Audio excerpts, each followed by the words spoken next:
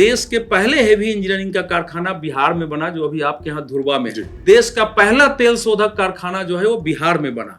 आजादी के बाद पहला जो टाउनशिप था वो बिहार में बना है। नेहरू जी का सहयोग उस रूप में नहीं था जो कि वहां होना चाहिए। सरदार पटेल जी के मृत्यु के बाद से राजेंद्र बाबू राष्ट्रपति बन गए थे, लेकिन राजेंद्र बाबू को कोई उस ढंग से सहयोग नहीं मिल रहा। कर्पूरी ठाकुर के जैसा ईमानदार व्यक्ति, समर्पित व्यक्ति, वो तो मुश्किल है। वो सब महापुरुष थे। हालांकि मैं इस बात को स्वीकार नहीं करूंगा कि कर्पूरी ठाकुर जी के अंदर कोई बिहार के विकास को लेकर कोई बड़ा विजन रहा। तो कर्पूरी जी, लालू जी और नीतीश जी की तुलना में नीतीश जी, मैं समझता हूं कि श्री बाबू के बाद शायद बिहार के श्रेष्ठतम मुख्यमंत्री होते। वो अवसर उन्होंने गंवाया। बिहार में हम नीतीश जी को लेकर तो अभी भी भय रहता कि कब इधर से उधर चले जाए। कोई एक नेता बिहार में नहीं रह गया है पिछले 15 सालों 20 सालों के अंदर। देखेंगे कि बिहार में जिसको कि नेता कहें कि इनकी बात बिहार मानेगा। लीडरशिप क्राइसिस है। आपको विश्वास होता है इस बात पे जब तेजस्वी कहते हैं या इनकी पार्टी आज कहती है कि जो हुआ उसको भूल जाओ, ये वाली जो आरजेडी है दूसरी? लालू जी का जो 15 वर्ष का जो काल है ना, शायद दुनिया के डार्केस्ट एज जिसको कहेंगे, कि चरम अंधकार का युग अगर कहीं होगा देश के किसी कोने में, तो बिहार का। जंगल ऐसा नहीं होता है, जंगल भी कुछ नियम से चलते हैं। वहां की चिड़ियां कितने बजे उठेंगी। उनके काल में तो जब FIR ही नहीं होना है, जब पुलिस अंकित ही नहीं करेगी, तो लिखा कहां जाएगा कि कितने हमारे दंगे हुए नहीं हुए। दुनिया का मोस्ट वांटेड आतंकवादी में से एक यासीन भटकल बिहार के दरभंगा से पकड़ा गया था। बिहार के लोगों ने लालू जी को पूरे परिवार सहित 5 चुनाव लगातार हरा दिया था। क्या तेजस्वी यादव जी इस समय बिहार के संभालने में क्या नेतृत्व देने के योग्य माने जा सकते हैं? कम से कम नीतीश कुमार अच्छे बुरे हैं, उनके पास एक विजन तो है। हमारे प्रशांत किशोर जी हैं, आपने उनसे पूछा नहीं, लेकिन मैं ये मानता हूं कि उन्होंने बिहार के लिए इशू बहुत सही उठाया। आजकल सभी पार्टियों में भ्रष्ट नेता है, सबने संपत्ति इकट्ठी की है, अब उसके प्रमाण ये सब बातें उन्होंने एक उठाई है। बिहार में जो धार्मिक संस्थान है आपके, जो ऐतिहासिक संस्थान है, वो देश में कहीं से भी मतलब थोड़ा भी श्रेष्ठता में कम नहीं है। लेकिन लोगों ने जो है जितने मंदिर मठ थे उनकी जमीनों पर कब्जा कर लिया चारों ओर। जब एक से एक अज्ञानी, दिशाहीन, स्वार्थी, सत्ता लोलुप के हाथ में जब राजनीतिक नेतृत्व आ जाएगा तो दशा होगी।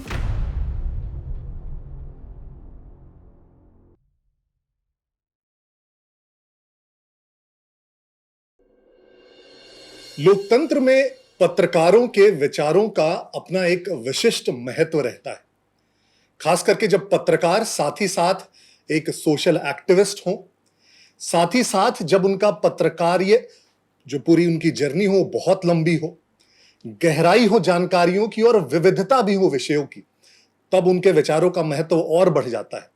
आज हमारे साथ एक ऐसे ही मेहमान हैं जिन्होंने शायद ही देश का कोई ऐसा एक अखबार रहा हो जिसमें उन्होंने अपने आर्टिकल्स ना लिखे हों, शायद ही कोई ऐसा टीवी चैनल रहा हो जिस पर वो न्यूज़ डिबेट्स में ना आए हो।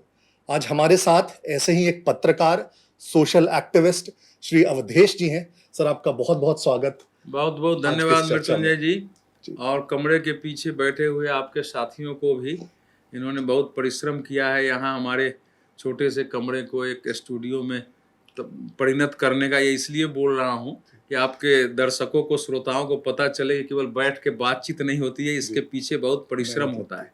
बिल्कुल सर, बिल्कुल। आते हैं सबसे पहले आपके अनुभव से ही। आप बिहार से आते हैं, मुजफ्फरपुर से आते हैं, और अगर बिहार का इतिहास देखें, राजनीतिक इतिहास देखें, तो मोटा मोटी 80 के बाद 3 भागों में बांट सकते हैं। 80 से 90 तक कांग्रेस का शासन, 90 से 2005 तक का लालू जी का शासन, और उसके बाद नीतीश जी का पिछले 20 वर्षों में। और आपने इस पूरी जर्नी को बहुत नजदीक से देखा है, कवर किया है, आपके विचार रहे हैं उस पर। कैसे देखते हैं इन 3 फेजेस को? कुछ बदलाव दिखे हैं बहुत ब्रॉडर, या वही बिहार आपको लगता है जो 1980 के शुरुआत में था? नहीं, 80 से बिहार को देखने से समझ में नहीं आएगा जी। इस देश को भी पता नहीं है कि 1956 में जो अमेरिका का पब्लिक एडमिनिस्ट्रेशन डिपार्टमेंट था, उसने भारत में सर्वे किया था और बिहार को द बेस्ट गवर्निंग स्टेट की छवि दिखी कि देश में सबसे कोई बढ़िया शासन है और सबसे बढ़िया व्यवस्था है, अर्थव्यवस्था, शिक्षा व्यवस्था, तो सब में बिहार को बेस्ट दिया गया था। तो आप 80 में देखेंगे तो पता नहीं चलेगा। दूसरी बात है कि बिहार की जो आज़ादी के बाद जो रचना हुई, तो बिहार की रचना नहीं थी। जो उस समय के नेता थे श्री कृष्ण सिंह, उन्होंने बिहार को भारत के विकास का एक मॉडल कैसे होगा कि इसको देख के भारत विकसित हो, और विकसित भारत बनाने में बिहार का कंप्लीट योगदान हो, तो एक सर्वांग संपूर्ण जो है संपूर्ण देश बिहार में दिखे, इस रूप में उन्होंने उसकी पुनर्रचना बिहार की हुई थी। और ये बहुत कम लोगों को पता है कि देश के पहले हेवी इंजीनियरिंग का कारखाना बिहार में बना, जो अभी आपके यहाँ धुरवा में है। देश का पहला तेल शोधक कारखाना जो है वो बिहार में बना। आजादी के बाद पहला जो टाउनशिप था वो बिहार में बना है। तो ये 80 से करेंगे तो वो तो फिर ऐसे लोग आ गए थे, उससे नहीं चलता है। साथ ही साथ एक मॉडल को समझना पड़ेगा कि बिहार कैसे ध्वंस हुआ है। श्री बाबू ने जब बिहार का निर्माण किया तो उन्होंने आधुनिक इंजीनियरिंग कॉलेज बनाए, आधुनिक मेडिकल कॉलेज बनाए, लेकिन उन्होंने उसी स्तर से आयुर्वेद के भी कॉलेज बनाए, होम्योपैथ का भी कॉलेज बनाया, योग के भी विद्यालय बनवाए, और उन्होंने जो संस्कृत की शुरुआत की तो संस्कृत में ज्योतिष भी पढ़ाई हो और तंत्र की भी पढ़ाई हो। ये बिहार ही था, क्योंकि ये भारत की विद्या थी। वो जो उनके भाई जो थे वो ज्योतिष और तंत्र के अच्छे ज्ञाता थे। उन्होंने यही नहीं किया, उन्होंने भारत में थिंक टैंक हमारे बिहार के लोग रहे हैं, तो काशी प्रसाद जायसवाल इंस्टीट्यूट, जो भी छात्र 50-60 साल से पढ़ रहे होंगे उनको अलग अलग इतिहास में, समाज शास्त्र में काशी प्रसाद जायसवाल इंस्टीट्यूट के फलाने शोध, एन सिन्हा इंस्टीट्यूट कि थिंकर्स पैदा हो, थॉट के बगैर कैसे देश चलेगा। और उसके साथ साथ नाटक और नृत्य के लिए उन्होंने नृत्यशाला बनवाए, जो पटना का विद्यापति थिएटर है, किसका बनाया हुआ है। तो आप देखेंगे कि उस रूप में उन्होंने पूरी रचना की थी कि हमारे बिहार में सब चीज होना चाहिए। एग्रीकल्चर कॉलेज, अब आप आज बहुत सारे हमारे यहाँ वैसे बाद में दिया नहीं गया, लेकिन तो आप उस ढंग से एक पुनर्रचना बिहार की हुई थी, और वो बिहार एक प्रगति के सोपान पर था, विश्व में दिशा देता था। लेकिन चूंकि एक political leadership, national political leadership ऐसी थी जो थोड़ी समस्या होती थी। जो लोग हमारे देश में आज भी वही कल्चर है कि जो बहुत साफ बोलते हैं, जो जीवन में स्टैंड ले सकते हैं, जो असर्टिव होकर बात करते हैं, वो चाहे कितना भी अच्छा काम करे, लोग उनके साथ नहीं खड़े होते हैं, बड़े लोग उनसे बचते हैं। तो वो वहाँ की स्थिति थी।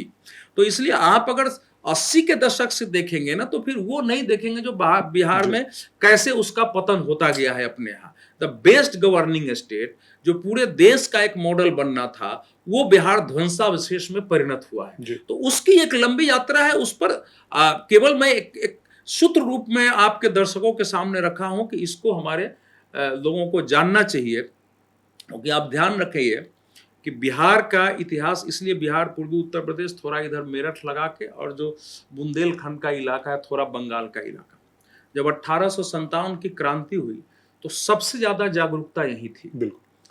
और करीब करीब 1.5 करोड़ लोगों को अब नए शोध में पैदा लिया है कि जिनको थोड़ा भी ज्ञान हो सकता था, चाहे वो साधु रहे हो, पंडित रहे हो, वो चाहे शिक्षक रहे हो, एकदम काट दिया गया। आप जगह जगह बिहार में जाएंगे तो कहीं फसियरवा चौक मिलेगा, कहीं गम शहीदा का मेला लगता हुआ मिलेगा, एकदम लाशें बिछी हुई थी पूरे बिहार में।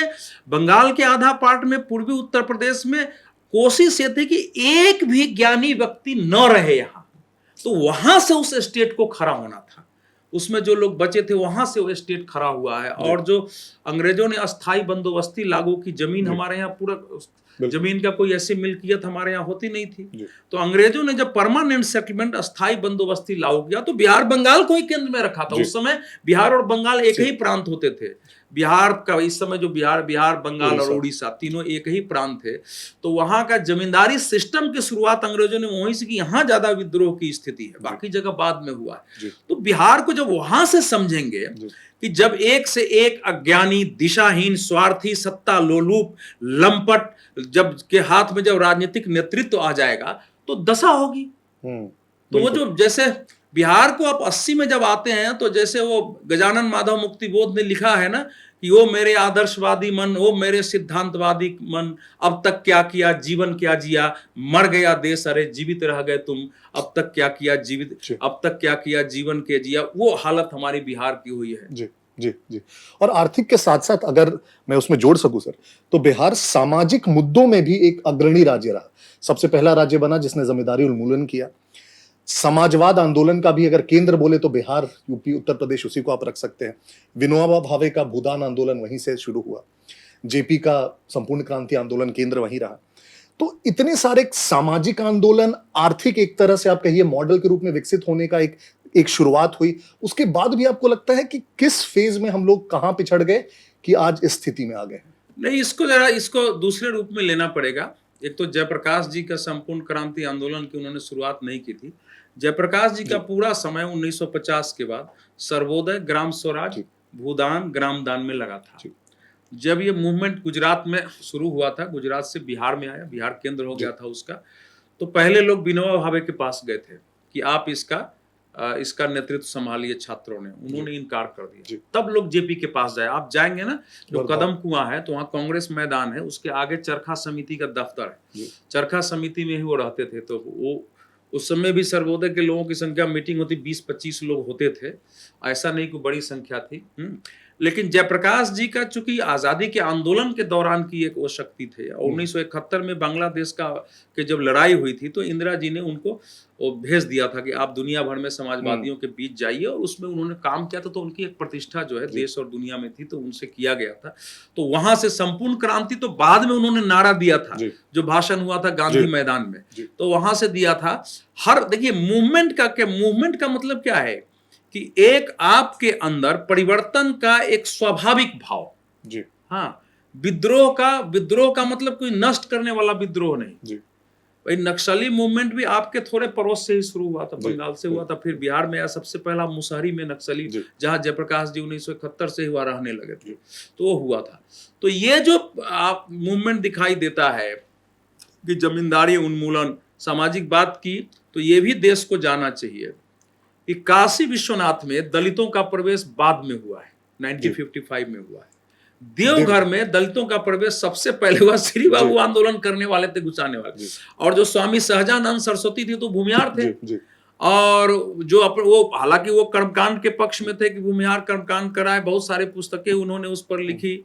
और उनके बारे में सुभाष बाबू ने कहा कि ऐसे हमको अगर 100 लोग मिल जाए तो हम पूरे भारत को आजादी दिला देंगे। तो उन्होंने आंदोलन शुरू किया। ये सारी परंपराएं रही हैं हमारे यहाँ, और इस जटिलता में से बिहार निकला भी है, सब धक्का खाते हुए चला है।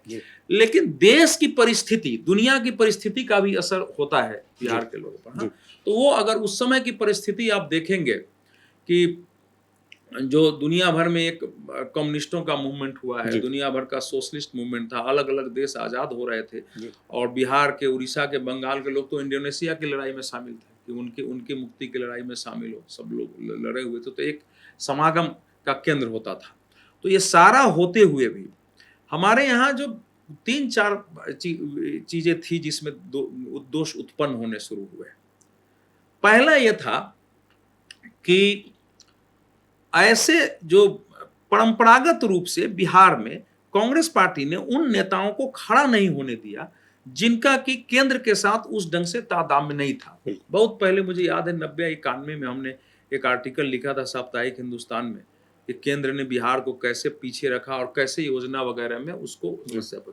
दूसरा कि जो सेंट्रल गवर्नमेंट के सहयोग होने चाहिए आपको शिक्षा के स्तर पर, इंडस्ट्री के स्तर पर, बाकी चीजों पर, उसमें लगातार आप देखेंगे, अगर आंकड़े आप देखेंगे तो उसमें कटौती होने लगी और उसके असर वहां। हालांकि इसके बावजूद चूंकि बिहार का एक कैरेक्टर था कि कम खर्च में भी बहुत अच्छा काम करने का, जी लेने का, हाँ, तो इसके बावजूद लोग अपने स्टैंड पर करते रहे। लेकिन फिर जब आप नेताओं को ऊपर से लादना आपने शुरू कर दिया, हाँ, ऊपर से लादना शुरू किया है, उसके खिलाफ विद्रोह हुआ, फिर विद्रोह में 1967 में अपने यहाँ सरकार बदल गई थी, संविध सरकार में शामिल हुई थी। 1967 के बाद से बिहार में कभी राजनीतिक स्थिरता उस रूप में नहीं, सरकारें 5 साल चली है, लेकिन नीतिगत स्थिरता, कोई मुख्यमंत्री 5 साल तक काम करे, ये सब नहीं। और कास्ट उसी पॉलिटिक्स में धीरे धीरे हावी होता गया। श्री बाबू के समय भी था, जयप्रकाश जी ने एक पत्र लिखा था कि आपने जानबूझकर महेश बाबू को आप इसमें मंत्रिमंडल में आपने शामिल किया है और सहाय जी को शामिल नहीं किया है। 3-4 श्री बाबू ने उनको उत्तर दिया है कि तो आप तो इतने बड़े नेता हैं, आपने जिनका नाम किया वो सब तो कायस्थ हैं, तो क्या ऐसे देश चलेगा? मैं तो उसको लेना चाहता था, 3 ही कैबिनेट का बर्थ था, हम कैसे ले सकते थे? अब महेश बाबू तो पिछली बार जो है उनको वंचित रहे थे, इस बार उनको लेना जरूरी था। तो ये सब चीजें वहां चलने लगी थी और सेंटर का सहयोग नहीं था। नेहरू जी का सच्चाई बात यही है कि नेहरू जी का सहयोग उस रूप में नहीं था जी। जो कि वहाँ होना चाहिए। सरदार पटेल जी के मृत्यु के बाद से ही जी। राजेंद्र बाबू राष्ट्रपति बन गए थे, लेकिन राजेंद्र बाबू को कोई उस ढंग से सहयोग नहीं मिल रहा था। तो अगर वहाँ देखेंगे तो एक होता है। सेकंड होता है कि किसी भी स्टेट में जो कल्चरल रिफॉर्म की बात होती है ना, जो बिहार में शुरू में तो श्री बाबू ने काम किया, लेकिन बाद में उसके बाद में वो सब काम रुक गए। जैसे उदाहरण के लिए बिहार में जो धार्मिक संस्थान है, आपके जो ऐतिहासिक संस्थान है, वो देश में कहीं से भी मतलब थोड़ा भी श्रेष्ठता में कम नहीं है, लेकिन उस रूप में उसको खड़ा नहीं किया गया। बिहार का केवल उतना ही हो जाता कि अब जैसे मधुबनी है तो वहां एक उच्चैठ देवी का मंदिर है। अब उच्चैठ में माना जाता है कालिदास जी का गांव है, पूरा देश कालिदास कालिदास करता है। किसी ने प्रचार किया? उस श्री बाबू के समय थोड़ी बहुत हुआ था कि उसका उद्धार करो, फलाना करो, वो सब योजना भी रुक गई थी। आपको उदाहरण के लिए बता रहा हूँ, कहा जाता है कि रामचंद्र जी जब जा रहे थे तो जनक वहां से पास पड़ता है, तो वहां उन्होंने पूजा किया था रुक के। अब जो भी संस्थाएं ऐसे ही चलती है मिथ से रूप में। आप उसी एरिया में बढ़ेंगे मिथिला में तो एक कपिलेश्वर महादेव का मंदिर है, और चूंकि ये पॉडकास्ट है इसलिए बोल रहा हूं तो मैं शॉर्ट करता हूं। कपिलेश्वर महादेव का मंदिर आपको रास्ते में मिलेगा। तो मैं स्वयं एक बार उस एरिया में घूम रहा था, तो मैं वहां गया, मैंने कि भाई ये मंदिर बाहर से लोगों ने उसको कब्जा कर लिया, कभी जाके उस पर फिल्म बनाएंगे। तो हमारे यहाँ बिहार में क्या हुआ है जो आप कह रहे हैं कि लोगों ने जो है जितने मंदिर मठ थे उनकी जमीनों पर कब्जा कर लिया चारों ओर से। तो पीछे बड़ा अच्छा मंदिर है, बाहर से दुकान बना के सबने कर दिया। दरभंगा महाराज ने 51 एकड़ जमीन वहां दिया था। तो मैं गया तो मैंने कहा तो अच्छा मंदिर लग रहा है, चलो अंदर गए तो उसमें जरा अनुभूति भी थी। तो मैंने भाई यहाँ के सबसे जानकार पंडित जी को बुलाए, बात किया। तो बोला कि ये कहा जाता है कि जब राजा जनक ने यज्ञ किया था तो कपिल मुनि यहाँ से गुजर रहे थे, और कपिल मुनि को यहाँ आभास हुआ कि यहाँ नीचे शिवलिंग है। उन्होंने फिर पूजा की, गांव वालों को बुलाया और खुदाई हुई, वहां से ये शिवलिंग है, और उस समय से इसका इतिहास है। एक उदाहरण दे रहा हूं आपको, जो आपके मुंगेर में जो तारापीठ मंदिर है, हमारे कर्ण का, आखिर कर्णावती आप यहाँ बताते हैं, कर्ण को अगर अंग प्रदेश मिला था तो अंग कहाँ है? तो वो अगर प्रतिदिन अपना मुकुट काट के चढ़ाते थे तो किस देवी को चढ़ाते थे? वो मुंगेर में है। तो अब ऐसी स्थितियां हैं। माता मुंडेश्वरी देवी का आज भी कोई जाए, मैं तो देश से आह्वान करता हूं कि आज भी इस्लामी आक्रमणकारियों ने उसके जो स्तंभ तोड़े हैं, मूर्तियां तोड़े हैं, वही पड़ा हुआ है। उस पर लोग बैठते हैं, वैसे ही ध्वस्त है। कोई जाके देखे, अगर वो हैसियत नहीं थी, अगर बिहार नहीं था तो बख्तियार खिलजी कहां से चलते हुए वहीं क्यों पहुंचा होगा? तो एक परंपरा थी, वो जो काम होना चाहिए था ना लोगों के अंदर सांस्कृतिक पुनर्जागरण का, वो हमारी पॉलिटिकल लीडरशिप नहीं कर सकी, जो हमारे साधु संत से नहीं करे। और जो ब्राह्मणों की भूमिका थी, खासकर अंग के मिथिला के ब्राह्मणों के, तो जब उनका ही इतना पतन हो गया कि पैसे दे के वोट लेने लगे थे मिथिला में लोग, जाइए मेरे को लोग गालियां भी देंगे, मैं स्वयं गया हूं और मांगते थे पैसे लोग, तो इतना पतन हो गया, तो उसके बाद समाज खड़ा नहीं होता है। उसी के विपरीत दूसरे राज्यों में देखेंगे तो वहां ये सब चीजें खड़ी की गई हमारे यहाँ। आज बिहार से ज्यादातर लोग जाते हैं वैष्णो देवी, जाते हैं। आपके यहाँ ऐसी पीठे, वैष्णो देवी भी जाए, लेकिन आपके यहाँ किसको मालूम है कि आपके यहाँ ऐसी पीठे हैं जहां जाना चाहिए? मुजफ्फरपुर में चतुर्भुज स्थान जगह है, वहां एक चतुर्भुज नारायण का मंदिर है। बिहार में जो सूर्य मंदिर 2-3 है, वहां एक सूर्य मंदिर है, बिहार के लोगों को पता नहीं है।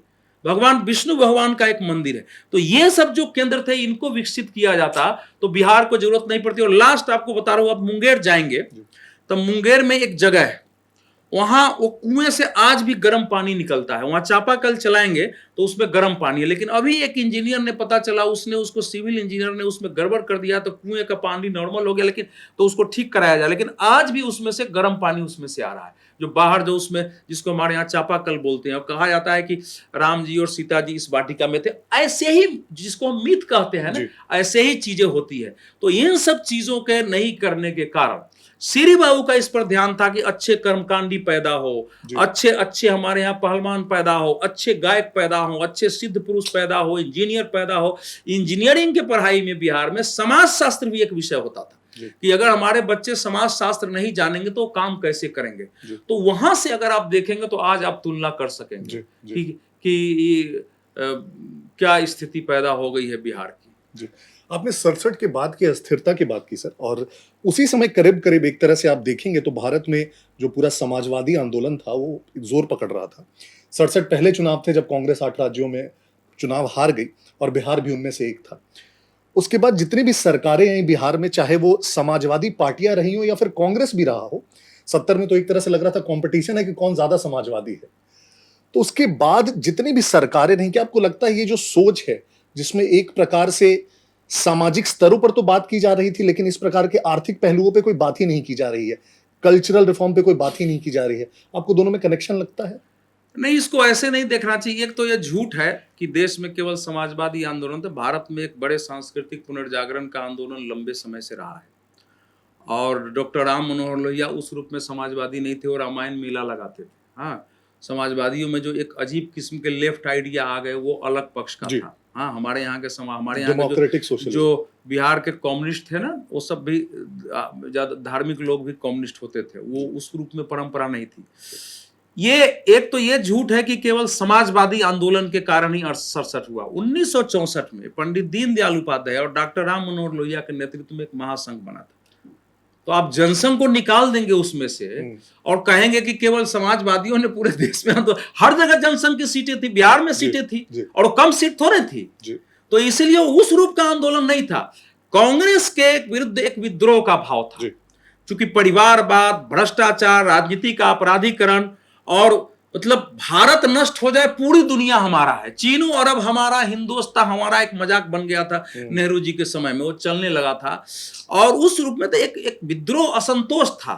राज्य से जो अपेक्षाएं थी आजादी के बाद, और राज्य से अपेक्षाएं पूरी नहीं हो रही थी। तो राज्य से असंतोष का कारण, क्योंकि राज्य ने अपेक्षाएं जताई कि सब कुछ हम ही करेंगे, हमको वोट दे दो जी। तो वहां से हुआ है सत्ता परिवर्तन के लिए, वो था वर्षों में। तो वो एक मिला जुला आंदोलन था जी। ये केवल उसमें कांग्रेस के अंदर के भी विद्रोही थे, समाजवादी भी थे, जनसंघी भी थे, हिंदू महासभाई भी थे, अलग अलग पक्षों के लोग उसमें शामिल थे। इसलिए उसको केवल एक नाम देना समाजवादी मूवमेंट और ठीक नहीं। क्षेत्रीय महत्वाकांक्षाएं उसमें शामिल थी जी। हाँ, आज जो झारखंड मुक्ति मोर्चा आपको लगता है उसमें शामिल नहीं थी, तो क्षेत्रीय महत्वाकांक्षाएं भी उसमें शामिल थी। भाषाई स्तर पर जो आंदोलन हो रहे थे, स्टेट रीऑर्गेनाइजेशन, वो सब तो बिहार, चूंकि खूब बहस होती थी वहां, देश भर के सब विचार के लोग जा रहे हैं, कार्यक्रम हो रहे हैं, तो वो केंद्र होता था। लेकिन आप जो दूसरा प्रश्न उठा रहे हैं, देखिए अर्थव्यवस्था अलग कोई विषय नहीं होता है। अर्थव्यवस्था का सामान्य मतलब क्या है कि आपको जो हमारे शुद्ध भोजन मिले, रहने के लिए घर मिले, एक पहनने के लिए ठीक ठाक कपड़ा हो, पढ़ाई लिखाई की व्यवस्था हो, स्वास्थ्य की व्यवस्था हो, आने जाने के लिए यातायात की व्यवस्था हो, शुद्ध पानी मिले, और ये सब चीजें जो हैं, एक वातावरण। तो अर्थव्यवस्था को कोई अलग से वो नहीं है, ये शरीर का एक अंग है संपूर्ण विकास का। हमारे यहाँ यही रहा कि इकोनॉमी मतलब अलग, नहीं, इकोनॉमी नहीं है, जिसको सांस्कृतिक पुनर्जागरण कहते हैं ना, उसके अगर 8 भाग में एक इकोनॉमी भी आती है, तो वो समग्र होता है। वो अर्थव्यवस्था केवल वही नहीं है। अब आपके पास अगर खेती अच्छी नहीं है और आपकी बाहर आय आपकी मान लीजिए महीने में ज्यादा ही हो जाए, तो बैलेंस हो पाएगा क्या? नहीं हो पाएगा। आपको शुद्ध भोजन मिल पाएगा? नहीं मिल पाएगा। तो इसलिए अर्थव्यवस्था अपने आप में वो नहीं है। और बिहार की परंपरा में, भारत की परंपरा में 4 हमारे यहाँ पुरुषार्थ चातुष्ट है। भारत की पुनर्रचना करने की जो थी, जो बिहार में, चाहे जेपी ने भी, जेपी का भी आप एक जाएंगे तो कहीं मैं लोगों को भी कहूंगा, भारतीय राज व्यवस्था का पुनर्गठन, उनका एक लेख है 1955 का, जिसमें उन्होंने लिखा है कि भाई कैसे क्या क्या होना चाहिए। उसमें उन्होंने लिखा है कि भाई इस समय जो आप पूछ रहे हैं उसका बड़ा बढ़िया उन्होंने लिखा है कि ये जो व्यवस्था है, इसमें आम आदमी भौचक खड़ा है, वो समझ ही नहीं पा रहा है, ना उसको भाषा मिल रही है, ना उसको ये कानून समझ में आ रहा है, ना उसको अपनी नीतियां समझ में आ रही है। देश गरीब था। पहला आपका 193 करोड़ का तो पूरे देश का ही बजट था। वो जो है आपका पहला बजट 193 करोड़ का था। उसमें बिहार का, हालांकि बिहार कोई गरीब स्टेट नहीं था, बिहार एक संपन्न स्टेट था फिर भी। तो वहां से चीजें खड़ी हुई है। हम लोगों के बचपन में देखते थे, गांव में छोटे छोटे पुल बनते थे, तृतीय पंचवर्षीय योजना। सोवियत संघ का प्रभाव बढ़ गया था भारत पर, केजीबी का बहुत प्रभाव बढ़ा था, वो सब बिहार में भी था। कम्युनिस्ट मूवमेंट खड़ा हो गया था बिहार में। कम्युनिस्ट पार्टी ऐसे तो देश में ही दूसरी सेकंड लार्जेस्ट पार्टी थी, बिहार में कम्युनिस्ट पार्टी दूसरी पार्टी थी।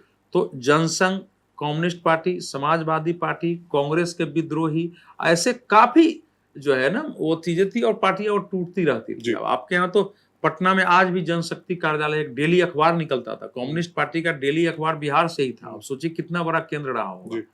तो प्रतिदिन का अखबार था उनका बड़ा, उसमें हर जिले में उनके संवाददाता होते थे, प्रखंड में। तो इतने बाद में आंदोलन हो गए ना कि उसमें फिर मतभेद भी पैदा हो गए। जी, एक मत जी। होके काम करना कठिन हो गया, बाद में जाति की राजनीति हुई और उसके बाद बिहार को अगर केंद्र से मदद नहीं है, बाहर से मदद नहीं है, तो वहां के संसाधनों के आधार पर, वहां के ज्ञान के आधार पर, वहां की क्षमता के आधार पर योजना बना के काम करें।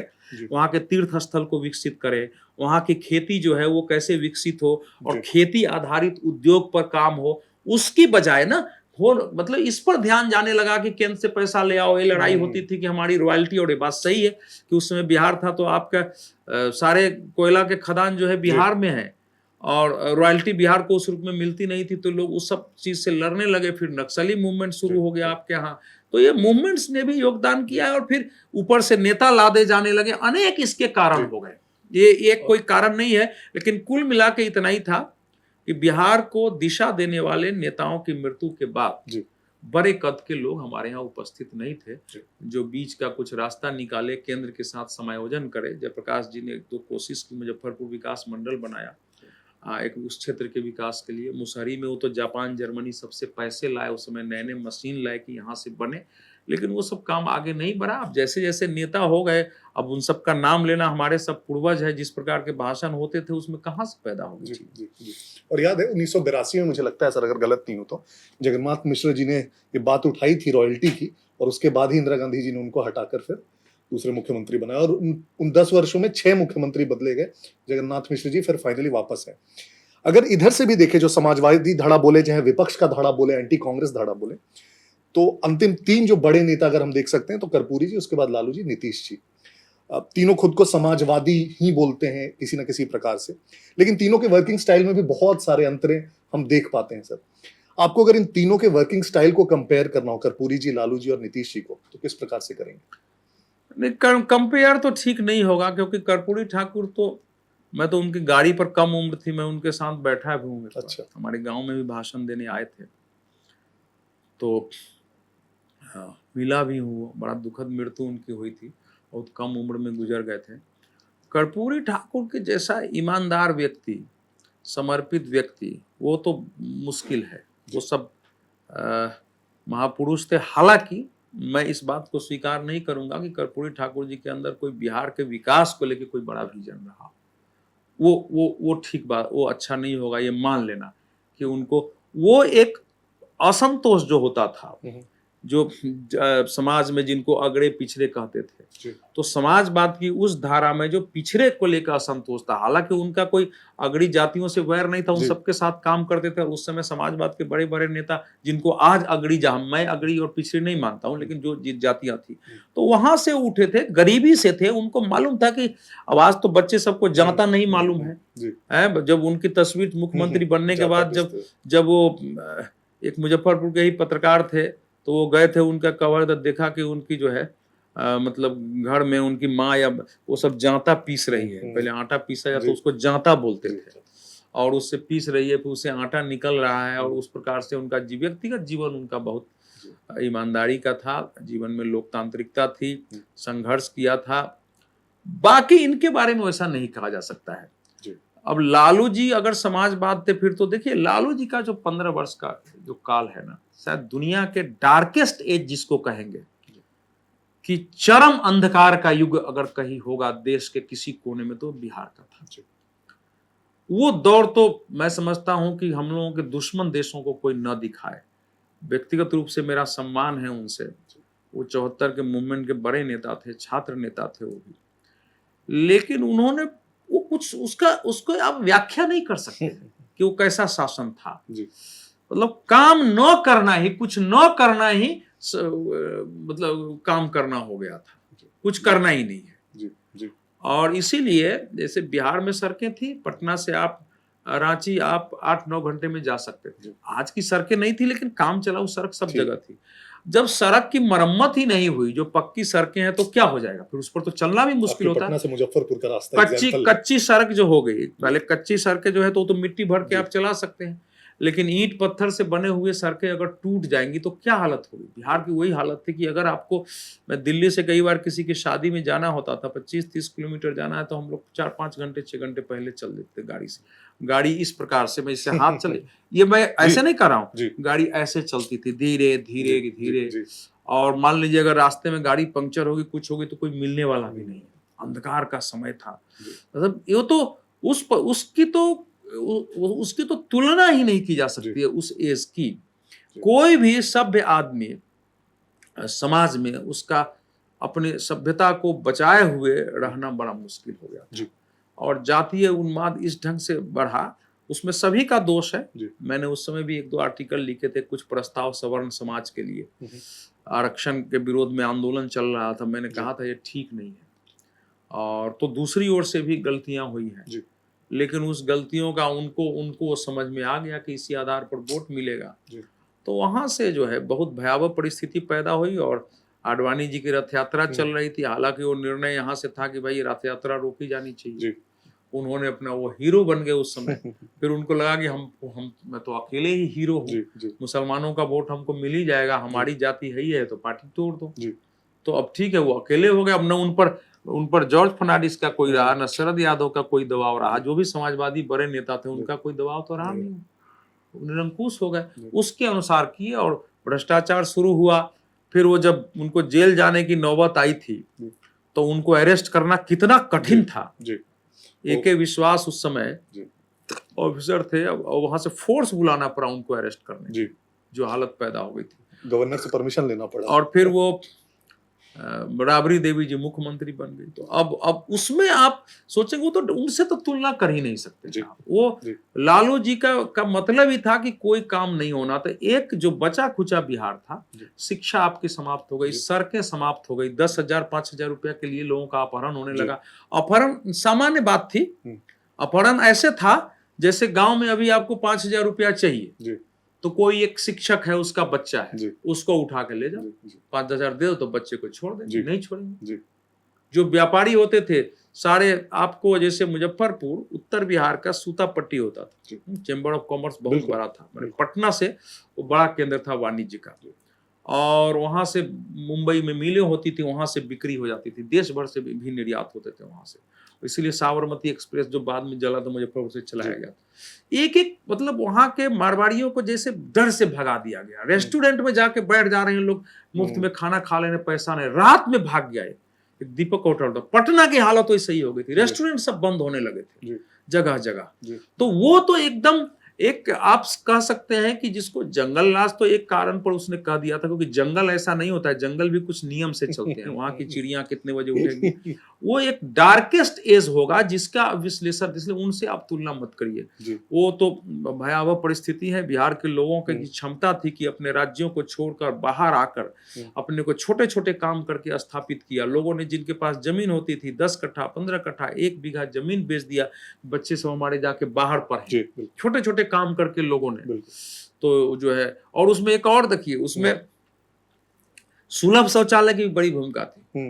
वो जो विंध्यश्री पाठक थे, उन्होंने देश भर में जो सुलभ शौचालय बनाए ना, तो मैं समझता हूं कि मान लीजिए अगर बिहार के 50,000 लोगों को बाहर सुलभ शौचालय में उन्होंने काम दे दिया, तो 50,000 लोगों ने अपने परिवार वगैरह इधर उधर कर लिए देश भर। ऐसे ऐसे कुछ काम हुए जिसके बहाने लोग गए, एक गया तो उस शहर में दूसरे को बुलाया, तीसरे को बुलाया, वो सब चीजें जो है वो काम किया। वो तो कुछ था ही नहीं आपके बिहार में, लेकिन उसका एक लाभ ये हुआ कि चूंकि हमारे यहाँ सो कॉल्ड एग्रीकल्चर रिवॉल्यूशन नहीं हुआ, तो हमारे जमीनों की उर्वरा शक्ति बची रही।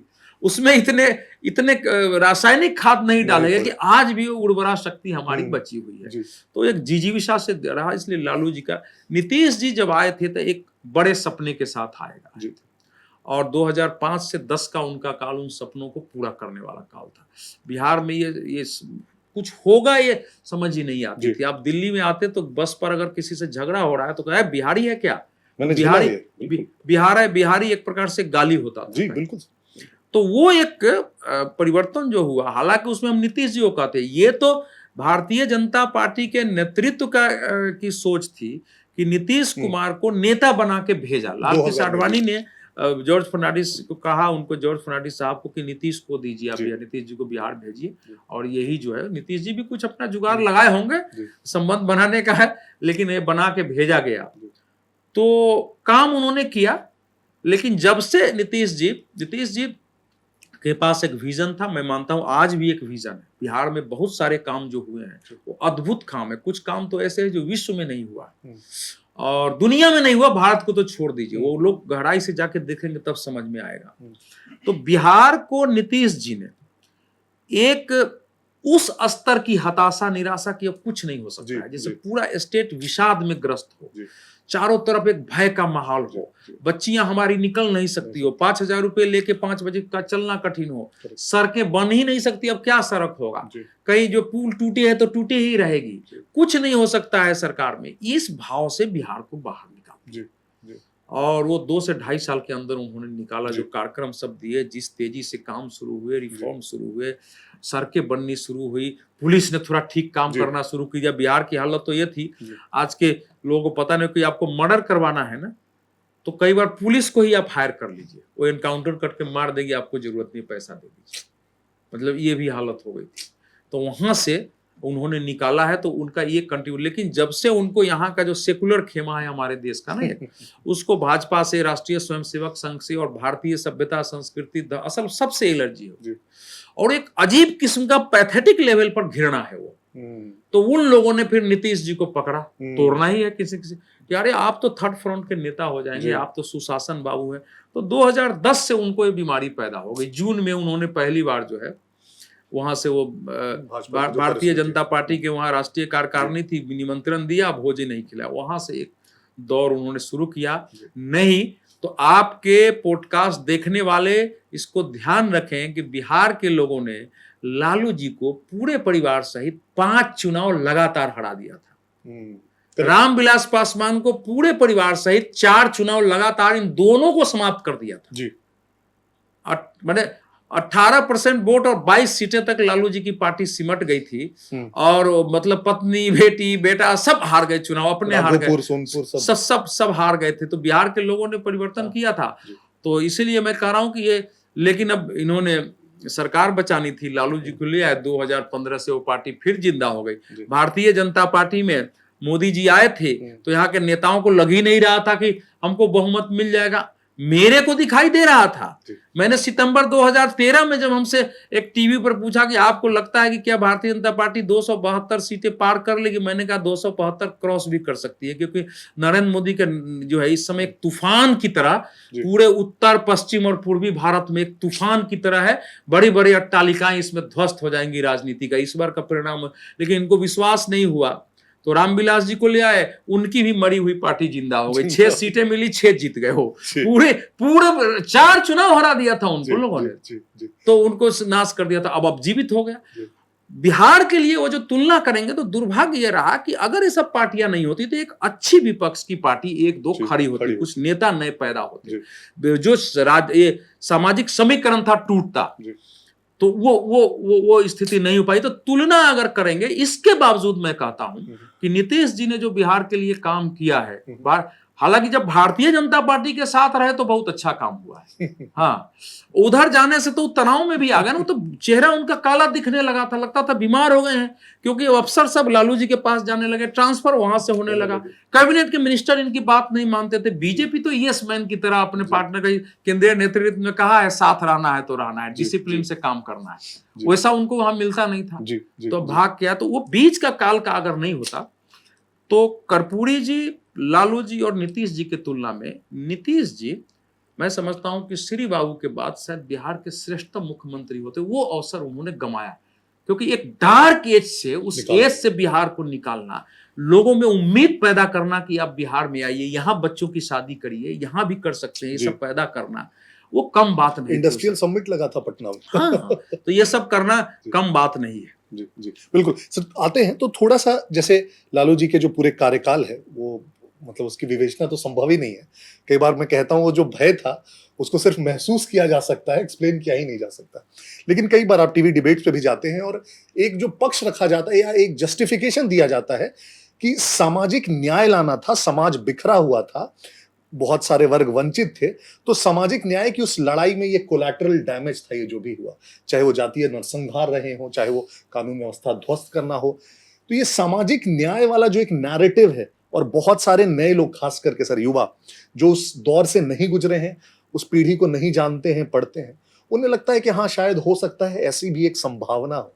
इस पर क्या कहना चाहेंगे? सामाजिक न्याय वाला जो नैरेटिव है, इसे कैसे देखते हैं? नहीं, जब आपके पास कोई विजन नहीं हो ना, राजनीति का विजन नहीं हो, शासन चलाने का विजन नहीं हो, तो चूंकि हमारे यहाँ एक कुछ समय से भारत की जाति व्यवस्था ऐसी थी नहीं, आपका बिहार केंद्रित है तो उस पर मैं भी बोल सकता हूँ। जाति भारत की ताकत रही है।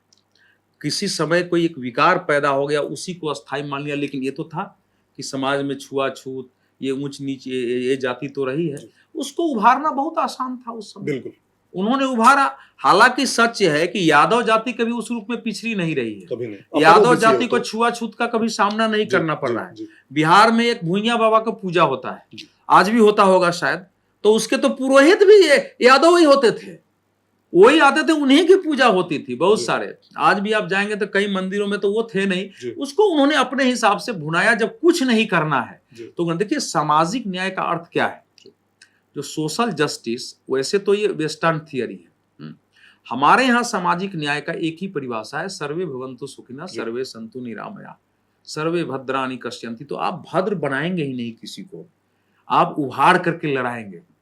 तो न उनके पास सर्वे भवन्तु सुखिनः का दर्शन था, न उनके पास सबको आरोग्य करने का था। भाई उनका सामाजिक न्याय तो यही था कि जो बिहार में आपको कितने सदर हॉस्पिटल हैं, आज भी जरा जाइए, हर जगह, हर जिला में जिला अस्पताल है, कुत्ते रहते थे उस पर, बिस्तर तक खत्म हो गए थे, डॉक्टर रोते थे, दवाई नहीं है। जब माखनलाल पोतेदार यहाँ से मंत्री थे, स्वास्थ्य मंत्री गए थे लालू जी के राज में, उन्होंने बयान दिया बिहार से भागो भागो, यहाँ पीने लायक पानी नहीं है, कि हॉस्पिटल इन्फेक्टेड है। अब पूरे अखबार में हेडलाइन छपी वहां कि ये बिहार जो है खड़ा होने की जगह नहीं है। यह देश के स्वास्थ्य मंत्री ने उनके कार्यकाल में बोला था। और समाजवाद के भी लोग उनके साथ तो नहीं रहे ना। अच्छा, अगर वो जो चुनाव जीते जिसमें वो मुख्यमंत्री बने, सत्येंद्र बाबू उनके खड़े थे, वो तो मतलब उस समय के शासन में उनको पराजित करके सभी जाति के एमएलए ने सत्येंद्र बाबू को नहीं दिया था। लोगों ने, फॉरवर्ड लोगों ने भी सत्येंद्र बाबू का समर्थन नहीं किया था, लालू जी को दिया था कि आदमी कुछ करेगा, तो उसमें आपने जो स्थिति पैदा की वो खुद जानते हैं। इतने जातीय विद्वेष बिहार में नहीं थे लड़ाई में, बात ठीक है कि ये सब जाति, लेकिन उसको बदलने की कोशिश करने की बजाय एक समीकरण बना के जीतना, वो उन्होंने काम किया और उसका परिणाम लंबे समय तक भुगता है और दुर्भाग्य से फिर से वो कोशिश हो रही है। जी, एक क्रेडिट जो हमेशा लेते हैं सर वो लालू जी, कि 15 वर्षों के शासन काल में हमने अल्पसंख्यकों की सुरक्षा की, एक भी दंगा नहीं होने दिया पूरा बिहार में। एग्जाम्पल देते हैं कि सीतामढ़ी में थोड़ा सा भड़का भी तो मैं जीप पे खड़ा होकर माइक ले लेके हल्ला किया और 144 लग गया है, सब लोग अंदर चले जाओ। लेकिन उसी 15 वर्षों में बिहार में जातीय नरसंहार होते हैं और जातीय नरसंहार एक भी नहीं रुक पाता है। और फिर उसका जो भी उसका इल्जाम लगाया जाता है, जो भी निजी सेनाएं हैं, जो लेफ्टिस्ट सेनाएं हैं, उन सभी पर, लेकिन स्टेट उसमें एक तरह से एब्सेंट रहता है। तो ये तो बहुत विरोधाभास है ना कि अगर मैं सारे सांप्रदायिक दंगे रोक पा रहा हूं लेकिन एक भी जातीय नरसंहार नहीं रोक पा रहा। तो बिहार में इतने दंगे कब हुए? भागलपुर का दंगा था, बिहार शरीफ के दंगे थे, तो ऐसा तो दंगा का प्रदेश नहीं था वो। विभाजन के समय वहां बिहार में जबरदस्त दंगे हुए थे, और क्योंकि बंगाल में एक पक्षीय संहार हुआ था, डायरेक्ट एक्शन में बिहार से लगा हुआ था, तो यहाँ के हिंदुओं ने कोशिश किया, तो वो बाकी लोग बहुत सारे बांग्लादेश भागे। आज भी जाएंगे ना बांग्लादेश में तो आपके बिहार के जिला जिला के लोग वहां मिल जाएंगे, आज भी वहां रोते बैठते रहते हैं कि हम तो आ गए, हमारी दुर्दशा है। तो वो परिस्थिति थी। लेकिन उस रूप में जो कहते हैं, तो भागलपुर दंगे के दोषियों को सजा तो मिली है नीतीश जी के शासनकाल में, उनके समय में तो मिली नहीं है।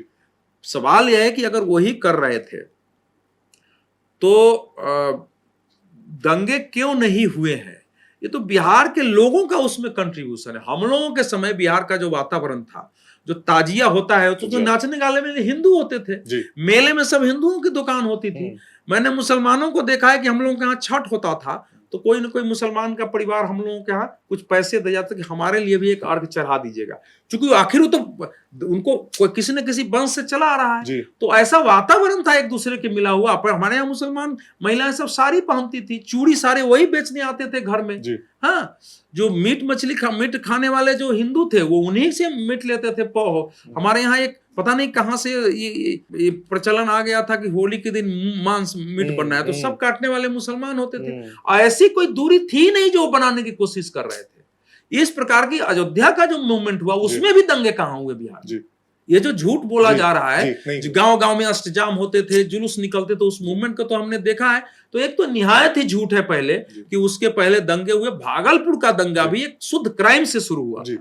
और प्रशासन ने, चूंकि कांग्रेस शासन ने, वो मुस्लिम अगर अपराधी है आप उसको सजा नहीं देंगे तो समाज विद्रोह करेगा। तो एक विद्रोह शुरू हुआ और थोड़ा ज्यादा हुआ था। लेकिन बाकी ये बिल्कुल झूठ है। ये तो आप इसका मतलब ये बता रहे हैं कि बिहार दंगों का प्रदेश था। तो ये तो इसका तो कोई अर्थ नहीं है ना। ये बात सच है कि बिहार में क्राइम, चूंकि राजनीतिक हर नेता अपराधी पालने लगे थे और हर अपराधी नेता बनने लगा था, माफियाओं का बोलबाला हमारे बिहार में होने लगा, तो वो सब चीजें थी। लेकिन कोई हिंदू मुस्लिम दंगा बड़ा हो, सबसे सेंसिटिव जो है मिथिला का दरभंगा है, मधुबनी है, सीतामढ़ी है, ये सब मुजफ्फरपुर का एक भाग होता था, या फिर आपको सीमांचल का क्षेत्र है, आपका नालंदा और वो जो क्षेत्र लगा हुआ है, ये सब क्षेत्र होता है। आप देखिए उस क्षेत्र में कितने दंगे हुए, छोटी मोटी लड़ाइयां होती रही है। उनके काल में तो जब FIR ही नहीं होना है, जब पुलिस अंकित ही नहीं करेगी तो लिखा कहां जाएगा कि कितने हमारे दंगे हुए नहीं हुए। इसलिए देखिए, दंगा नहीं होना, दंगा केवल हिंदू मुसलमान नहीं होता है। राइट में जब पुलिस के जो राइट की परिभाषा है, उसके राइट की परिभाषा में कहीं लिखा हुआ है कि केवल हिंदू मुसलमान।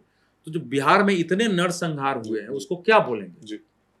और वो नरसंहार भी कैसे हुए हैं कि आपने रणवीर सेना पैदा की, तो खुदे सेना को समर्थन करते थे, किसी न किसी सेना के साथ समर्थन करते थे। तो लालू जी का राज जो था वो ऐसा राज था जिसमें दुनिया का कोई शोधकर्ता आके कहे कि किसी भी राज्य में कुशासन का, किसी भी राज्य में जिसको दुरावस्था कहते हैं, अपराध का, किसी भी राज्य में जो है आर्थिक अवनति का, किसी भी राज्य में कानून व्यवस्था की बिल्कुल विफल हो जाने का, शासन व्यवस्था का नामो निशान मिट जाने का, लोकतंत्र का के नाम पर जो है अवशेष भी समाप्त हो जाने का, अगर कोई एक उदाहरण ढूंढना हो कि उच्चतम उदाहरण कहां होगा तो वो काल बिहार का ढूंढना पड़ेगा। उसमें किसी भी प्रकार की बात करने का कोई अर्थ नहीं है। पैसे यहां से जाते थे, आपके जो है इंदिरा गांधी आवास योजना का पैसे वापस आ जाते थे, क्योंकि राज्य के पास पैसे नहीं था कंट्रीब्यूशन देने का। नेहरू रोजगार योजना के पैसे जाते थे, वापस आ जाते थे। तो आप करेंगे क्या? कुछ था ही नहीं। आप उसके पूरा रिकॉर्ड देख लीजिए। तो लालू जी के पास दिखाने के लिए क्या था? राबड़ी जी बन गई मुख्यमंत्री। अब राबड़ी जी बन गई तो अब ठीक है, घरेलू महिला थी, राबड़ी जी क्या विजन दे सकती थी बिहार को? वो भी जब आप सारे नेताओं से दूर हो चुके थे। शरद यादव जी के पास विजन था समाजवाद में, और कम से कम 2 नेता बिहार में थे, और जॉर्ज फर्नांडिस थे, कर इनसे तो आप अलग हो गए। तो आप थे कहां वहां? इसलिए इसको आप मूल बात यह है कि उस काल में कितनी हत्याएं हुई, कितने अपहरण हुए, कितने बलात्कार हुए लोगों के, कितनी डकैतियां हुई, लूट कितने हुए, ये सारा देखना पड़ेगा ना। केवल जातीय नरसंहार का विषय नहीं है। कितनी संख्या में वहां से व्यापारियों को छोड़ के भागना पड़ा, कितनी संख्या में वहां से व्यापार फैक्ट्रियां बंद हुई, सारे चीनी के मिल बंद हो गए। तो उससे अच्छा तो राइट हो जाता है वो, मान लीजिए उस पर जो करता उसको सजा मिल जाती। अरे सीतामढ़ी से लेकर सारे चीनी मिल तो बंद हो गए थे ना। 14 चीनी मिल हम लोग उस समय सुनते थे, 14 के 14 चीनी मिल बंद हो गए, सारे चीनी मिल बंद हो गए। बिहार के चीनी मिल में, मोतीपुर का जो चीनी मिल आप देखेंगे, बल्कि कई जगह तो चीनी मिलों के पास अपने रेल होते थे, उनके अपने लाइन होते थे लाद के लाने के लिए। एक पूरा इंफ्रास्ट्रक्चर था आपके यहाँ, पूरा गांव गांव में वो इंफ्रास्ट्रक्चर होता था कि वहां रसीदें कटती थी, आपको पुर्जा मिला, इतने आपका पेमेंट तय होगा। कोऑपरेटिव था, वो सब उन्हीं के समय में। कोऑपरेटिव से हम लोगों के समय, कोऑपरेटिव से किसानों को खेती के समय बीज के लिए, खाद के लिए, पानी के लिए लोन मिलता था। हमने, मैं खुद कोऑपरेटिव का घर में सबसे बड़ा था, तो 1-2 बार लोन हमको भी मिल गया। कहा आप क्यों नहीं ले रहे हो? तो हम लोग सोचे क्या करेंगे लेके। तो मुझे याद है कि 2-2 हजार का 2 बार लोन हमारे नाम से हुआ, बाद में माफ हो गया। हाँ, तो इसलिए तो कोऑपरेटिव ही था बिहार में। तो सब उन्हीं के समय समाप्त हुआ है ना, कुछ रहा ही नहीं। अभी जो आरजेडी है और कई बार जो तेजस्वी अब उसके नेता हैं इनफैक्ट, तो कई बार वो कहते हैं कि अब जो ये आरजेडी है अब ये पुरानी वाली आरजेडी नहीं है, अब ये माई से हम ए टू जेड पे आ गए हैं। वो नए नए फ्रेजेस का इस्तेमाल करते हैं। अगड़ी जातियों की जो रैली होती है, सभाएं होती है, उसमें भी बीच बीच में जाने का उन्होंने प्रयास किया।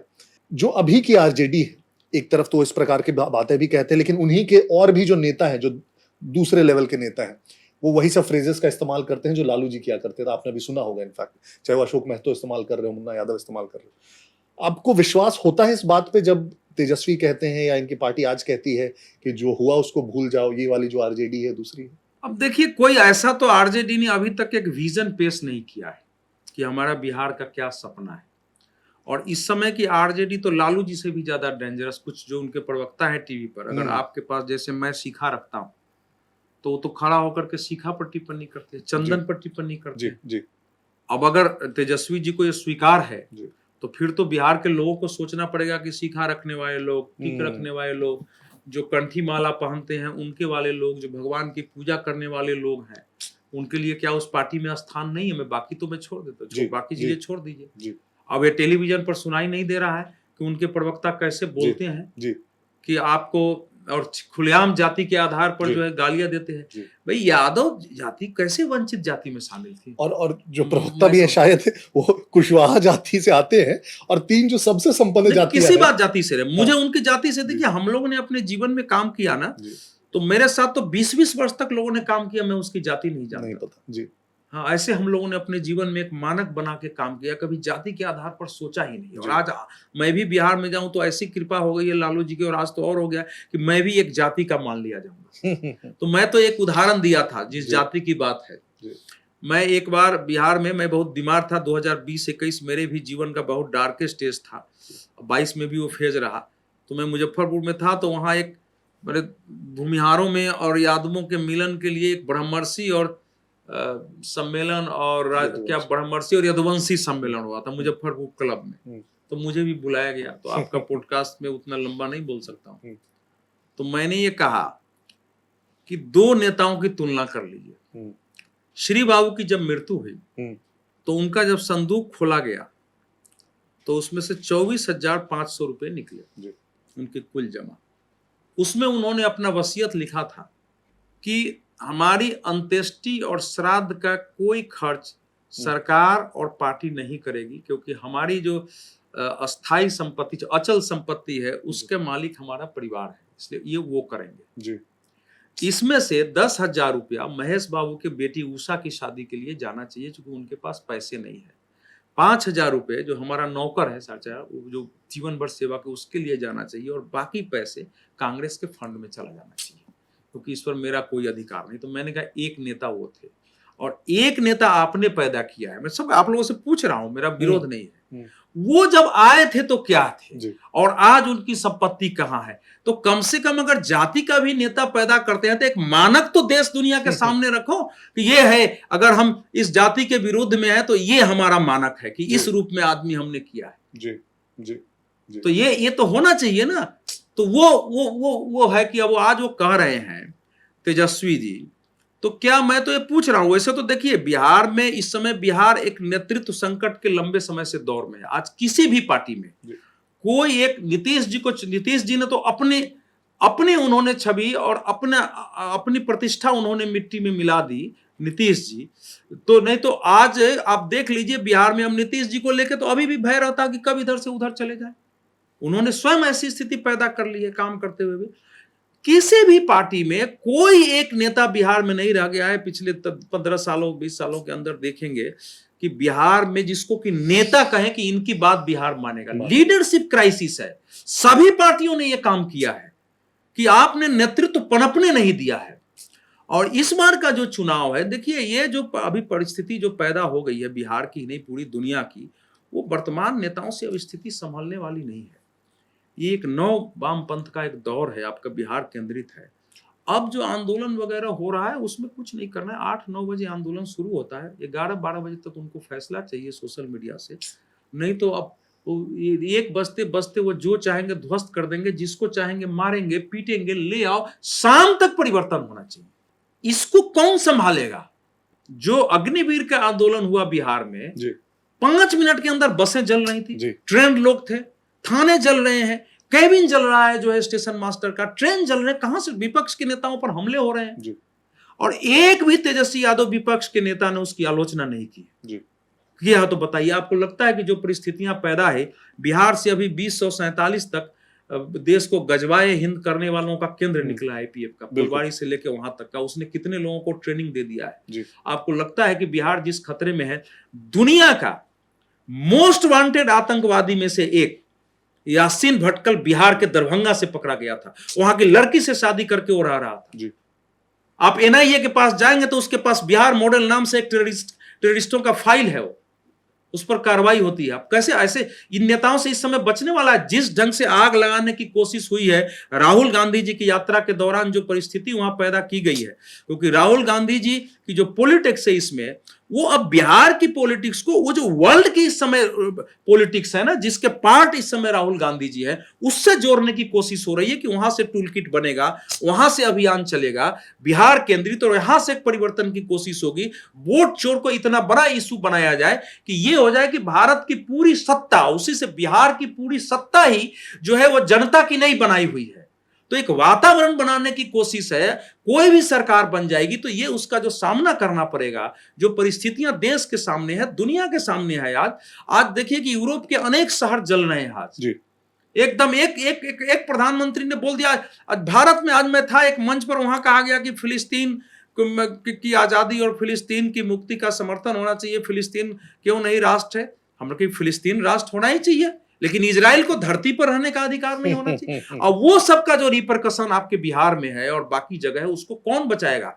इसलिए बिहार का चुनाव जो है ऐसे महत्वपूर्ण समय पर है कि आपको लोगों को देखना पड़ेगा और पार्टियों को भी समझना पड़ेगा, जो बड़ी पार्टियां हैं केंद्रीय नेतृत्व का, कि बिहार में वैसा लीडरशिप चाहिए। बिहार एक सेंसिटिव जगह रहा है, आंदोलन नेपाल से लगा हुआ है, बांग्लादेश से लगा हुआ है। जो बंगाल में इस समय 24 परगना में जितने ये बांग्लादेशी घुसपैठी आते हैं, देश भर से जो पकड़े गए हैं, गृह मंत्री ने 27 मार्च 2025 को स्टेटमेंट दिया है पार्लियामेंट में कि जितने पकड़े जा रहे हैं उनका आधार कार्ड, वोटर कार्ड सब 24 परगना का निकल रहा है और बिहार उसका केंद्र बन रहा है। तो ये सारी परिस्थितियां जो पैदा हो रही है, नव वामपंथ पैदा हो रहा है, फिर से नक्सलिज्म, माओइज्म पैदा करने की कोशिश हो रही है, जातीय संघर्ष पैदा करने की कोशिश हो रही है। जाति जनगणना करो, जाति जनगणना करो। 15 साल वो शासन में रहे, नीतीश जी शासन में है 20 साल से, पिछड़ों का ही शासन रहा है ना। तो क्या जरूरत पड़ गई आज आपको जाति जनगणना की, अगर सामाजिक न्याय लागू नहीं हुआ है? तो ये सारी परिस्थितियां जो है उसमें बिहार को फैसला करना है। हमारे पास तो विकल्प ही नहीं है बिहार में। सच्चाई आज की देखी जाए तो भारतीय जनता पार्टी को बिहार का एक ऐसा नेतृत्व सामने रखना चाहिए था। आपको लगता है, इसमें पूछता हूं, नीतीश जी को तो नेता मान के चल रहे हैं, लेकिन क्या बिहार के विवेकशील जनता अब नीतीश जी को नेता मानकर उस रूप में वोट देने को तैयार है? इसके लिए कौन दोषी है? भारतीय जनता पार्टी ने अपना नेता क्यों नहीं खड़ा किया आज तक? एक विजन, भारतीय जनता पार्टी बिहार का एक विजन देती है एकदम। मैं प्राइम मिनिस्टर का जो विजन है बिहार का, कि कैसे एग्रीकल्चर यहाँ डेवलप करेंगे, कैसे यहाँ सब कुछ उन्होंने रखा है देश के सामने। बजट में बिहार को प्रोविजन सारे दिए हैं, बिहार को पैसे दिए गए हैं। जो ये झूठ फैलाया जा रहा है कि प्रधानमंत्री ने 2015 में जो बिहार के लिए 1,25,000 की गोश्त के पूरे हिसाब है, मैं एक पैसे गए हैं, उससे ज्यादा गए हैं, उस सारे काम पर गए हैं और सारे काम हो रहे हैं। ये बिहार में झूठ फैलाया जा रहा है। तेजस्वी यादव जी को इस समय तो लीडर है, इसमें तो डाउट नहीं है। मैं अगर कह दूं कि नहीं है तो कोई हो जाएगा क्या? नहीं, बिल्कुल। तेजस्वी यादव इस समय लीडर है और मैं मानता हूं कि किसी भी बिहार का एक नेता को अगर छोड़ दीजिए तो उससे कम वोट उनका नहीं है। किसी भी एक नेता से तुलना करें और वो समीकरण पैदा हो गया है। लेकिन क्या तेजस्वी यादव जी इस समय बिहार के संभालने में क्या नेतृत्व देने के योग्य माने जा सकते हैं? ये प्रश्न हमारे सामने है। आरजेडी बदली है, नहीं बदली है, उस पर उसको तो छोड़ दीजिए आप। कोई भी चीजें बदलती ही है, समय ही बदला है। आज आरजेडी उस ढंग से करेगी तो चीजें नहीं होंगी। हाँ, अब लोग घर छोड़ छोड़ के नहीं भागेंगे, अब लोग संघर्ष करेंगे। वो सारी चीजें हुई हैं। लोगों ने वहां पैसे लगाए हैं। बिहार में इंडस्ट्री लगी है, फूड इंडस्ट्री बहुत ज्यादा लगी है। अब क्या इथेनॉल की इतनी इंडस्ट्री बिहार में लग रही है?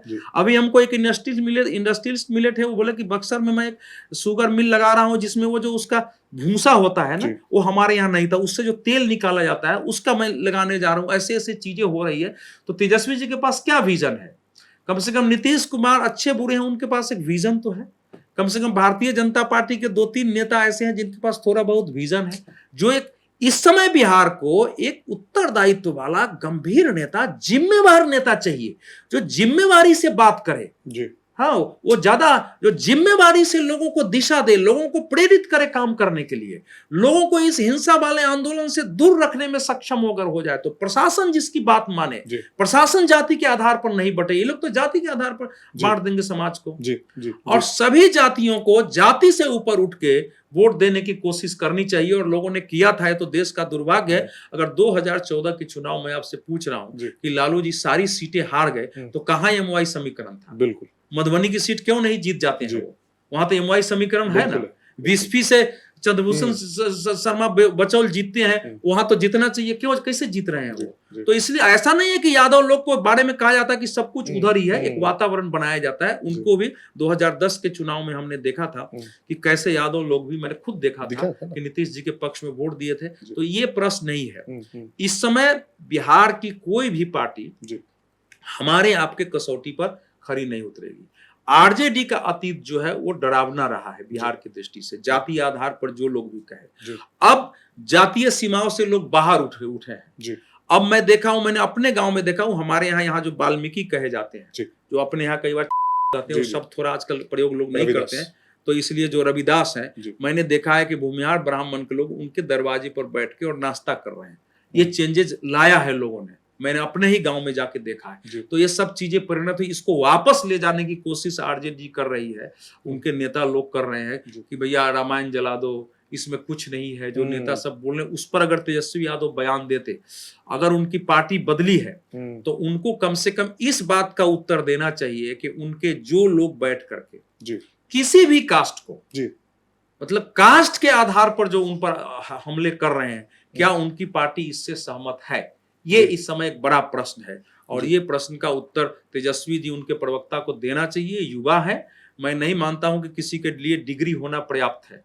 हमारे यहाँ डिग्री का कोई मायने नहीं था, इसलिए बिना डिग्री के हमारे यहाँ विद्वान लोग हुए हैं। इसलिए कोई कहता है 9वीं पास 8वीं पास, वो मेरे लिए मायने नहीं रखता है। व्यक्ति को जमीन की समझ होनी चाहिए। वो इस समय बिहार के नेता है, आरजेडी उनकी बदली है, वही आखिर उनकी आत्मा और उनका हृदय जानता है कि उनकी पार्टी कितनी बदली है, कौन लोग उनकी पार्टी के इस समय नेता हैं, कहां से उनको रणनीति बनाई जा रही है, कौन उनके थिंक टैंक है। कि मैं किसी का नाम नहीं लूंगा, उस पर पुनर्विचार करना चाहिए। उनकी ही पार्टी के परंपरागत लोग अंदर से असंतुष्ट रहते हैं कि हम लोग कहाँ फंसे हुए हैं। वो पार्टी के नेता हैं, हमारे राज्य की बड़ी पार्टी है, एक विजन लेके बिहार कहाँ है, जाति से ऊपर उठाकर लोगों की कोशिश करे। राहुल गांधी जी की जो पॉलिटिक्स है नियो लेफ्टिज्म के, उससे बाहर निकल के पॉलिटिक्स करे।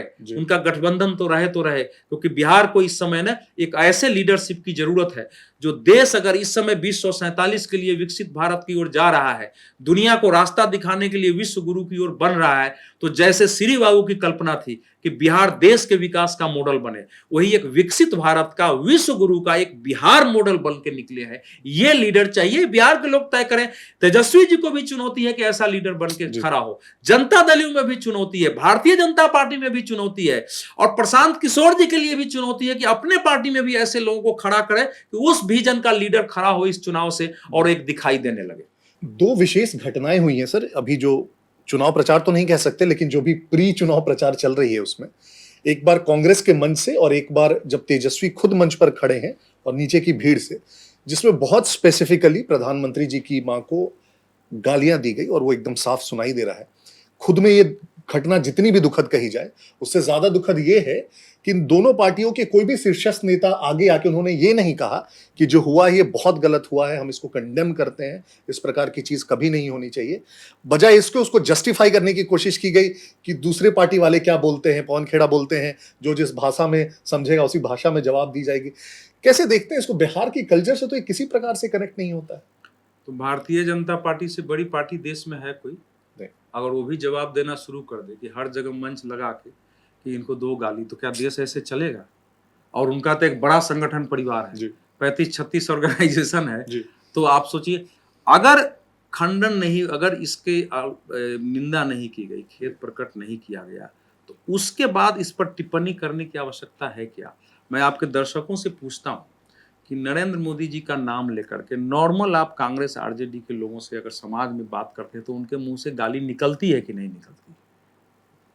तो जब वहां निकलती है, आपको फोन पर लोग बोलते होंगे जी, कई बार फोन आता है तो उसमें गाली के शब्द से ही फोन आता है। मैंने तो ये भी झेला है कि हमारे कई मित्र होते थे तो लाल कृष्ण आडवाणी जी के नाम से फोन आता था तो इतने अपमानजनक ढंग से गाली देते, अरे ऐसे हमने गाली क्यों देते हो?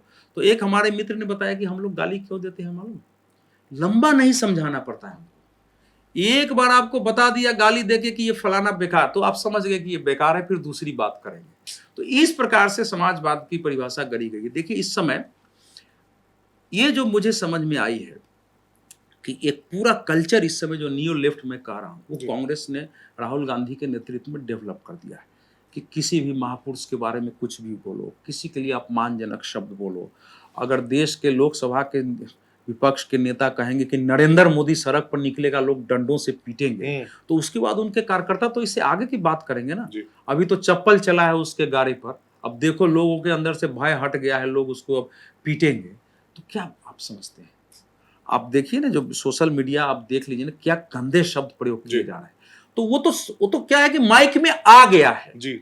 इस देश में ये सब जो लेफ्ट आइडियोलॉजी है, हमारे अनेक मित्र हैं, मैं भी लेफ्ट हूं, उस मायने में समाज में परिवर्तन हो, आम आदमी को अधिकार मिले, उनके जीवन यापन की ताकत मिले, संपत्ति का केंद्रीकरण नहीं हो, इसके लिए हम लोगों का जीवन समर्पित है। लेकिन हम लोग ठगेंगे नहीं लेफ्ट के नाम पर, झूठे सेकुलरिज्म के नाम पर, सेकुलरिज्म के नाम पर जो एक झूठ फैलाया गया है कि वो जो है कि हमारे सुप्रीम कोर्ट के जो है चीफ जस्टिस कहते हैं कि भैया विष्णु जी की मूर्ति है तो भगवान की जाओ ना, मांग लो ना वहां से, इसमें हम क्या कर सकते हैं। और उसी सुप्रीम कोर्ट ने मेहरौली में वही सुप्रीम कोर्ट आदेश दे रहा है कि ये जो मजार है और ये इस दोनों का मरम्मत कराओ, इस दोनों का संरक्षण दो, इसको संरक्षित करो आर्कियोलॉजिकल सर्वे ऑफ इंडिया में, जबकि आर्कियोलॉजिकल सर्वे का पार्ट नहीं है, एंशिएंट मॉन्यूमेंट की तरह वो संरक्षित नहीं है, फिर ऑर्डर दे दिया जाता है। तो ये जो एक परवर्टेड जो सोच रही है, उसमें गाली नॉर्मल चीज है। जो कुछ भी इस समय मंच पर दिखा है,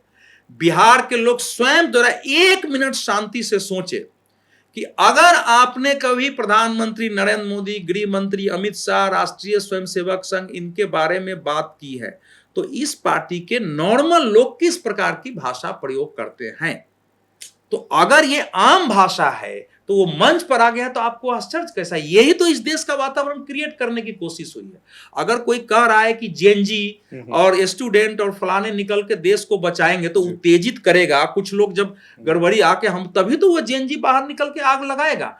तो ये एक जो इसके पीछे एक व्यापक, मुझे लगता है कि एक व्यापक षड्यंत्र है, एक सामूहिक सोच से प्रतिध्वनित हो रही है। भले वो बोलने वाला अपने आप बोल रहा हो, लेकिन एक वातावरण उस रूप में बनाया जा रहा है कि ये हो रहा है तो इसको होने दो, और उसके आधार पर जो 17-18% मुसलमान हमारे पास वोट है वो आएगा। इस पर कोई टिप्पणी नहीं है।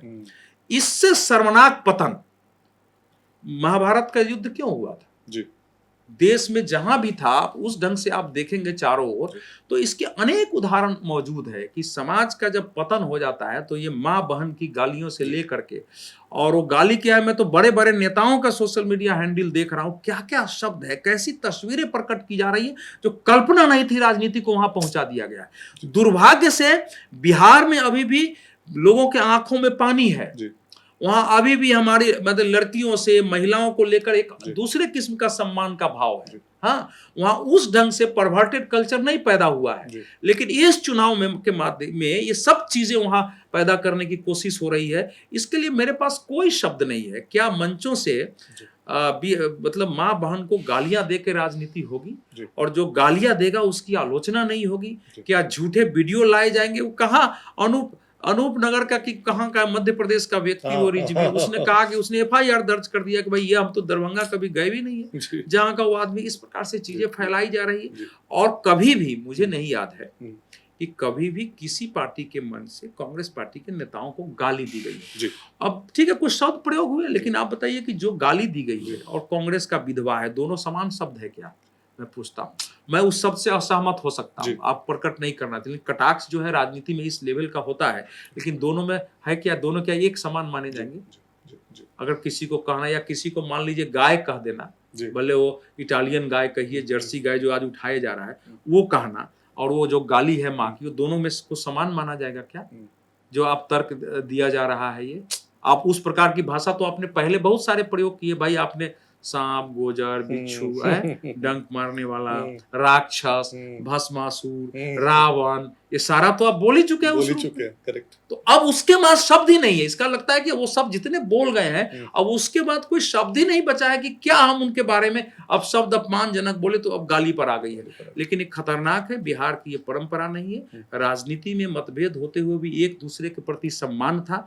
यहाँ तक कि बिहार के बड़े बड़े क्रिमिनल भी होते थे ना, उनके गांव का, समाज का कोई बड़ा आदमी आ जाता था तो उस समय चुप हो जाता था, वो पैर छू के प्रणाम करता था, बाद में वो क्राइम करता था। ऐसे भी लोग हम लोगों ने देखे हैं। तो एक इस कल्चर में इस प्रकार की भाषा प्रयुक्त हो रही थी। इससे पता चलता है कि हमारी राजनीति कहां से कहां पहुंच गई है। इसको बचाने की जरूरत है। ऐसे राजनीति को प्रश्रय देने की जरूरत नहीं है। जो पार्टियां इनके बारे में खुल के निंदा नहीं कर रही हैं, उस आदमी को स्वयं लेकर के कि इनको जो भी सजा हो मंजूर हो, ऐसी राजनीति को हम नकारते हैं, नहीं बोल रही हैं। अगर उनको बिहार के लोग समर्थन देते हैं, इसका अर्थ है कि आप इसी प्रकार के माँ बहन की गालियों वाली, आपस में मारपीट वाली राजनीति पैदा करना चाहते हैं। एक पॉजिटिव नोट पर सर, कोई प्रेडिक्शन 2025 के चुनावों के लिए? नहीं, राजनीति तो जोखिम भरी है, लेकिन इस समय का जो वातावरण बिहार के चुनाव का है और जो देश का वातावरण इस समय बना हुआ है, और जिस ढंग से भारतीय जनता पार्टी की सरकार पर और देश पर भी दुनिया भर से दबाव है, तो जिस प्रकार से एक राष्ट्रीयता का भाव नए सिरे से पैदा हुआ है, भारत में हिंदुत्व केंद्रित राष्ट्रीय अभिप्सा जागृत हुई है, एक सांस्कृतिक पुनर्जागरण का दौर है, वो बिहार में भी दिखाई दिया है। क्योंकि अयोध्या के शिलान्यास के समय गांव गांव से बिहार से बसें आई थी, और शिलान्यास कहते हैं रामलला के। तो मुझे लगता है कि इस समय जो राजनीति है वो उस दिशा में जाएगी। उसकी विरोधी शक्तियां भी इसीलिए संगठित हुई है। बिहार का इस समय की स्थिति में मुझे कहते हैं तो इस समय राष्ट्रीय जनतांत्रिक गठबंधन मेरी दृष्टि में दोबारा सरकार बनाने की स्थिति में है।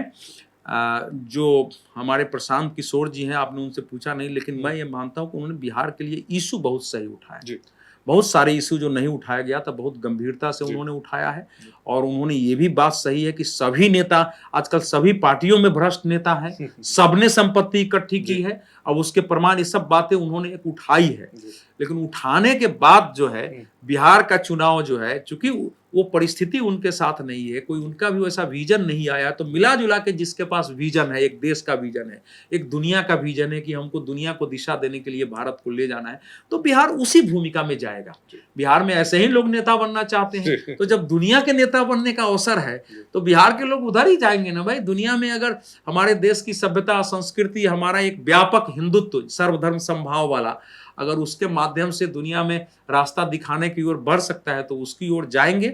जी, बहुत बहुत धन्यवाद सर आपके समय के लिए और इस बहुत गंभीर चर्चा के लिए। फिर से एक बार आप सभी का धन्यवाद।